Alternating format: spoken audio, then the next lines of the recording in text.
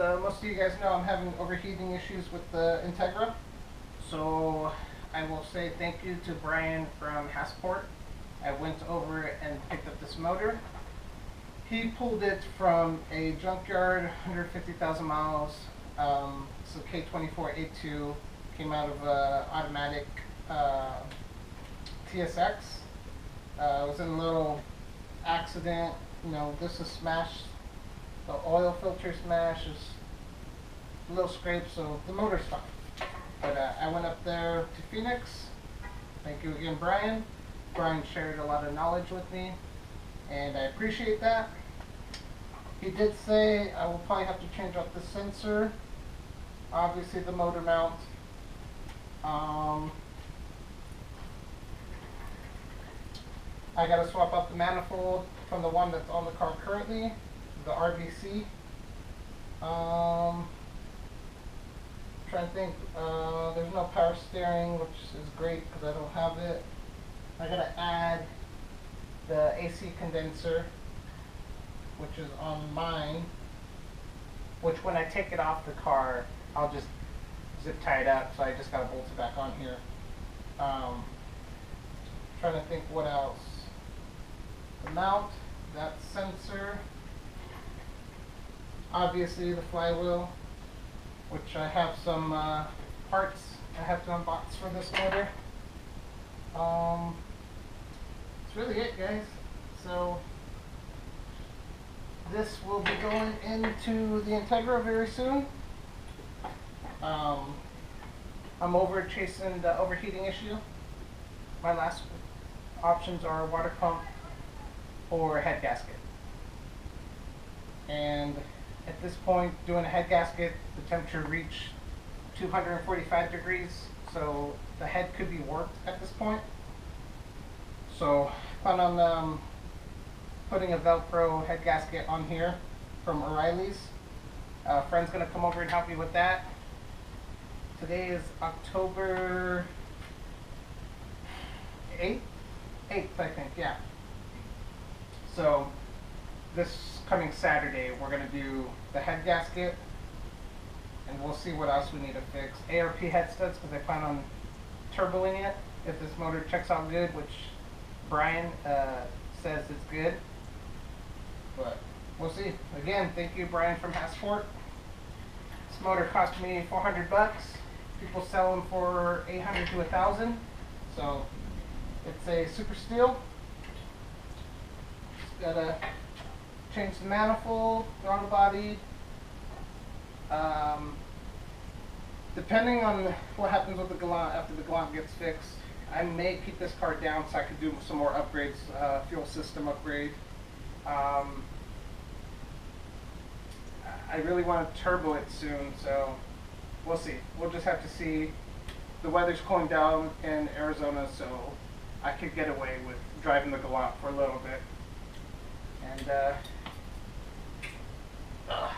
we'll see what happens. I think I'm gonna pull this motor up front and give it a little detailing, clean it up some, and make it look a little bit more pretty because it's pretty crusty. But I think that's what I'm gonna do, guys. Kind of go clean it up right now.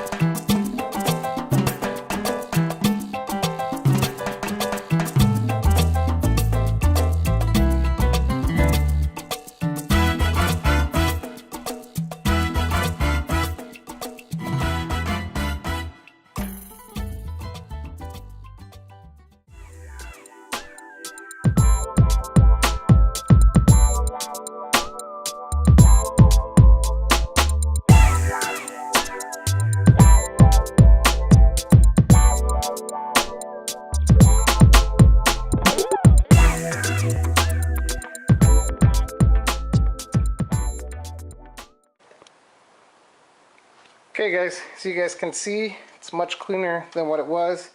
I wish I did a walk around video of how filthy it was beforehand, but all I used was this degreaser from Costco.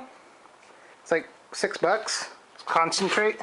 Add water to it, and then I use a steel brush and a toothbrush.